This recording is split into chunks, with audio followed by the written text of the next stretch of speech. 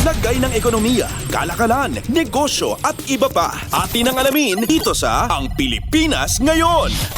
Magandang araw, narito tayong muli para sa segmentong Balitang Negosyo at Kalakalan. Malaking bilang ng mga Pilipino ang nagkatrabaho sa bansa nitong Mayo ng 2024. Batay sa pinakahuling Labor Force Participation Survey ng Philippine Statistics Authority o PSA, sumampa sa 95.9% ang employment rate nitong Mayo o katumbas ng 48.87 milyong Pilipinong may trabaho. Katumbas ito ng mahigit kalahating milyong Pilipino na nagkatrabaho mula Abril hanggang Mayo. Mas mataas rin ito ng 48.26 na milyon na bilang ng employed noong Mayo ng taong 2023. Malaki rin ang ibinaba ng underemployment rate o bilang ng mga manggagawang hindi napapasweldo ng sapat at nasa trabahong hindi angkop sa kanilang kakayahan. Naitala ito sa 9.9% nitong Mayo mula sa 14.6% noong Abril. Samantala, iniulat din ng PSA ang 4.1% na unemployment rate o katumbas ng 2.11 milyong Pilipino na walang trabaho noong Mayo. Bahagyang mas mataas ito sa 4% na unemployment rate noong Abril, gayunpaman mababa ito kung ikukumpara sa 4.3% na naitala ng kaparehong buwan noong 2023. Kabilang naman sa mga sektor na may malaking pagtaas sa employment rate ang construction, admin at support service activities, manufacturing, transportation at storage, pati ang public administration at defense. Lagay ng ekonomiya, kalakalan, negosyo at iba pa. Atin ang alamin dito sa Ang Pilipinas Ngayon.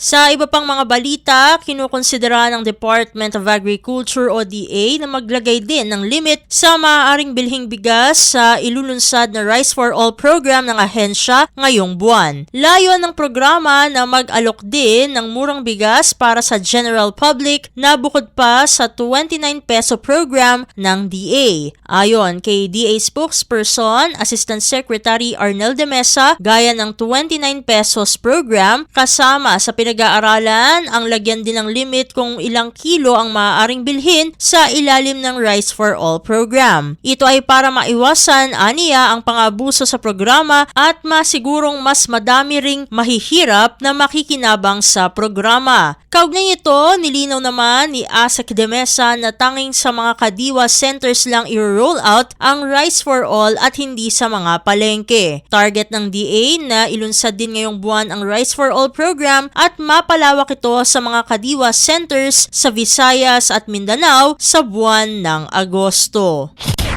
Lagay ng ekonomiya, kalakalan, negosyo at iba pa. Atin ang alamin dito sa Ang Pilipinas Ngayon.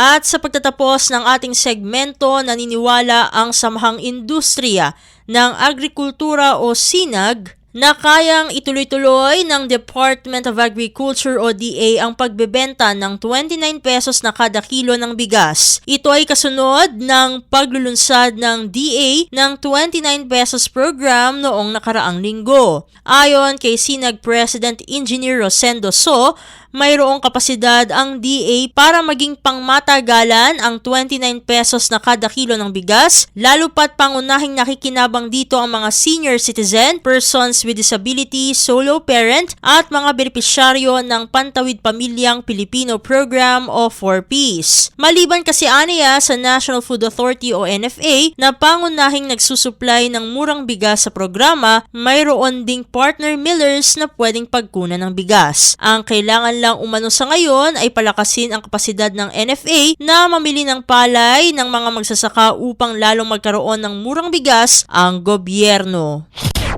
Lagay ng ekonomiya, kalakalan, negosyo at iba pa. Atin ang alamin dito sa Ang Pilipinas Ngayon.